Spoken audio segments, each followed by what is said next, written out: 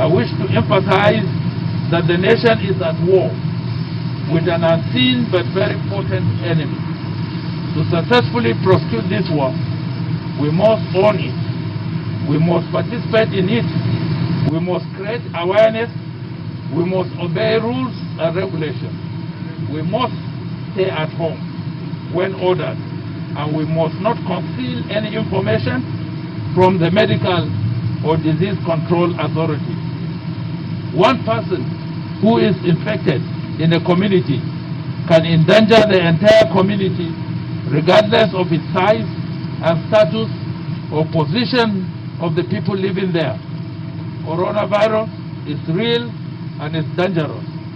Let me appeal to Lagosians, indeed to all Nigerians, to play our role in defeating this pandemic. To win the war, we must abide by instructions to stay at home, maintain social distancing, personal hygiene, and report all suspected cases to the designated health authority. Before I end my remarks, let me at this juncture, on behalf of the President of the Federal Republic of Nigeria, President Muhammadu Buhari, and members of the Presidential Task Force, truly and sincerely commend the Governor and the people of Lagos State for a remarkable, resilient, and resourceful fight against the coronavirus. Your Excellency, you have done very well. We have looked at the facilities that you have put on ground. We are quite impressed, and we are completely convinced that if we can deal with the Lagos situation, 70% of this pandemic in Nigeria will have been effectively dealt with. Meanwhile, the Lagos State Governor, Babajide Sanwo-Olu, also explained that besides the measures to quickly bring the pandemic under control, the state government is also gathering intelligence to provide foolproof data for dealing with future occurrences.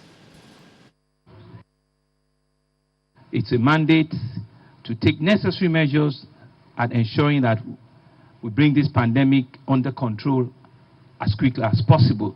It's also a high-powered political, multi-sectorial coordination mechanism which brings about inter-ministerial agency and intra-ministerial and individual agencies of the federal government together, working collaboratively to ensure that there is a seamless engagement. They're not looking for somebody, the person is not here or is not around. All of them that needs to work together are what Mr. President have put together, and I think we need to thank him, for that.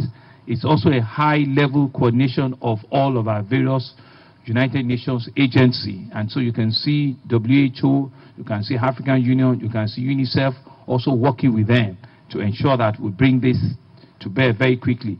It's also used as an organ to gather information, intelligence gathering, not just for COVID-19 alone, but also to be able to position our country for an event of future occurrence like this, so that they will have foolproof data that they can work with nationally.